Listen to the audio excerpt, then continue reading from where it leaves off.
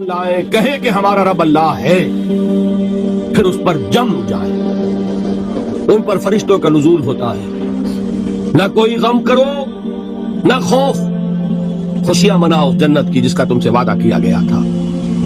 اللہ کی ربوبیت پر اطمینان جب انسان کو ہو جاتا ہے، میرا رب اللہ ہے، ربی اللہ، انسان کے لیے نہ کوئی خطکا، نہ کوئی خطرہ، نہ کوئی خوف، نہ کوئی حزن۔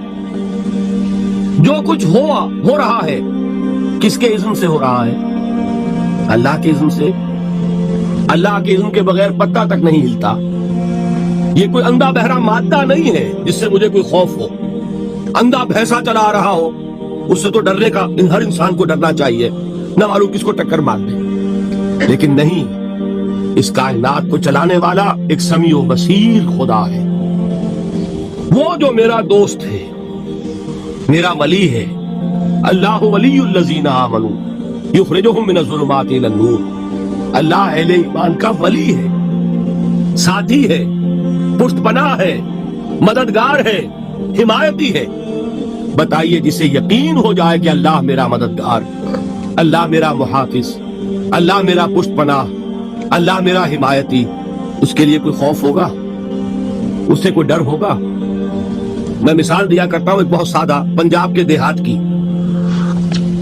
تو بڑا چودھری ہے اور کوئی غریب کسان ہے۔ اس غریب کسان کے جانوروں کو ہر وقت اندیشہ ہوگا چوری کا، کوئی میری بھینس کھول کر نہ لے جائے، کوئی میرا بیل کھول کر نہ لے جائے۔ لیکن جس کے بارے میں یہ سب کو معلوم ہو کہ وہ جو بڑا چودھری ہے وہ اس کا دوست ہے، اس کی بچیا کو کوئی خوف ہوگا؟ اس کی بھینس پر کوئی ہاتھ ڈالے گا؟ اسے کوئی اندیشہ ہوگا؟ نہیں۔ کیوں؟ کہ وہ بڑا چودھری، بڑا اس کا یہاں کا سردار، جاگیردار، سب کو معلوم ہے وہ میرا دوست ہے، کوئی میرے خلاف اقدام نہیں کر سکتا۔ اس دنیا میں یہ چھوٹی سی بات اگر آپ کے دلی اطمینان اور سکون کا باعث بن سکتی ہے تو ذرا تصور کیجئے۔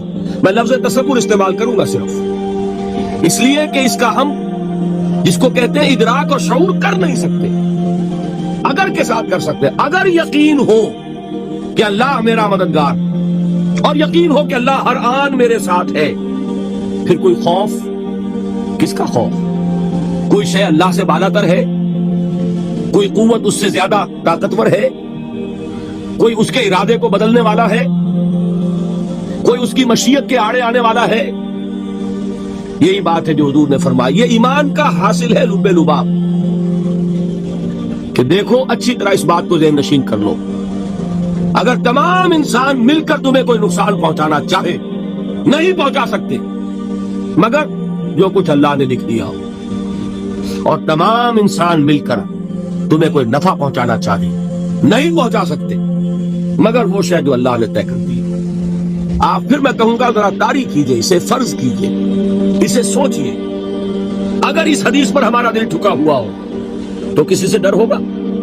یہ مجھے نقصان نہ پہنچا دے، یہ میری رپورٹ خراب نہ کر دے، یہ میری انکریمنٹ نہ رکوا دے، یہ میرا یہ نہ بگاڑ دے، یہ میرے یہ نقصان نہ پہنچا دے۔ اس کا ڈر، اس کا ڈر، اس کا خوف، اس کی خوشامد، اس کے لیے جا کر طرح طرح سے اپنی عزت نفس کو ذلیل کروانا اس کے سامنے، یہ سب کچھ کیوں کرتا ہے انسان؟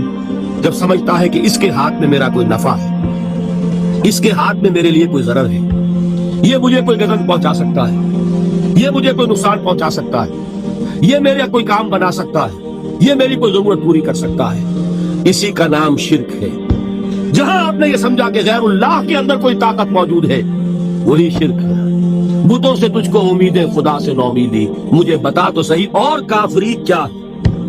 شرک تو یہ ہے جس پر بھی تمہیں یہ خیال ہے کلمہ ہے، یہ کلمہ سوم، لا حول ولا قوت الا باللہ، ذرا اس پر دل کو کبھی اگر آپ تصور کریں، پھر فرض کریں، دل ٹھک جائے اس پر، کوئی طاقت نہیں۔ یہی بات تھی جو شیخ عبد القادر جیلانی رحمۃ اللہ علیہ نے اپنی وصیت میں اپنے بچے سے کہی۔ 11ویں دینے والے ہیں لیکن حضرت شیخ عبد القادر جیلانی کی وصیت اور تعلیمات کو کتنے لوگ ہیں تم جانتے ہو؟ یہ جن مقامات تک پہنچے ہیں وہ کس چیز کی بدولت پہنچے؟ انہوں نے جو پیغام دیا وہ کیا تھا؟ اے میرے بچے، جس طریقے سے قرآن مجید میں حضرت لقمان کی نصیحتیں جو ہے نقل کر دی گئی ہیں، میں یہ عرض کروں گا بالفرض اگر قرآن حضرت عبد القادر جیلانی کے بعد نازل ہوا ہوتا تو شیخ عبد القادر کی یہ نصیحتیں بھی قرآن میں درج ہوتی. اتنی اونچی نصیحتیں ہیں. اے میرے بچے اس حقیقت کو ذہن نشین کر لے. لا فاعل فی الحقیقت ولا مؤثر الا اللہ. اس کائنات میں نہ کوئی فاعل حقیقی ہے نہ مؤثر حقیقی ہے سوائے اللہ. کسی شے میں کوئی تاثیر نہیں اگر اللہ نہ چاہے. آگ جلا نہیں سکتی اگر اللہ نہ چاہے. پانی ڈبو نہیں سکتا اگر اللہ نہ چاہے. زہر ہلاک نہیں کر سکتا اگر اللہ نہ چاہے. کوئی چیز فائدہ نہیں پہنچا سکتی اگر اللہ نہ چاہے. تو در در پہ کیوں سر جھکاتے ہو؟ در در پر کیوں جبیں سائی کرتے ہو؟ سب کے سامنے کیوں ہاتھ پھیلاتے ہو؟ ایک اللہ سے مانگو. ایک اللہ کے سامنے زمین پر اپنی جبین رکھو. لا فاعل فی الحقیقت ولا مؤثر الا اللہ. نظر آتا ہے ہمیں کہ پانی پیاس بجھا دیتا ہے. پیاس بجھانے کی صلاحیت پانی میں نہیں ہے، اللہ کے اذن سے. کھانا بھوک مٹا دیتا ہے.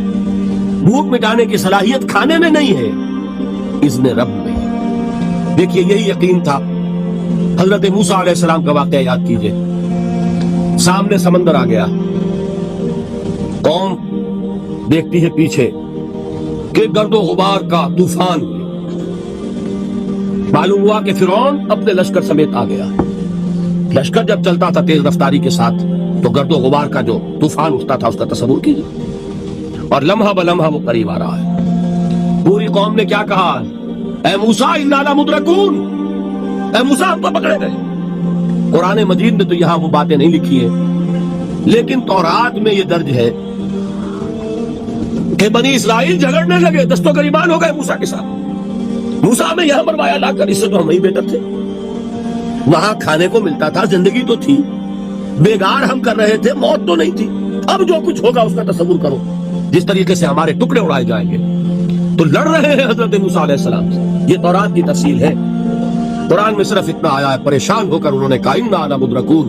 موسیٰ ہم تو پکڑے گئے. اس وقت موسیٰ کا جواب کیا ہے؟ کلا ان معی ربی سیہدین. نہیں، میرے ساتھ میرا رب ہے، وہ راستہ دے گا. بتائیے کہاں راستہ نظر آ رہا ہے؟ یہ ہے ایمان بالغیب. راستہ نظر نہ آئے تب اللہ پر یقین ایمان ہے. جیب میں پیسے ہوں اور تب دل کو اطمینان ہے تو ایمان کس پر ہوا؟ پیسے پر، اللہ پر نہیں. جب وسائل و ذرائع نہ ہو اور پھر یقین ہو کہ اللہ مسبب الاسباب ہے، وہ اسباب کا پابند نہیں ہے، وہ اسباب کا محتاج نہیں ہے، اسباب اس کے محتاج ہیں.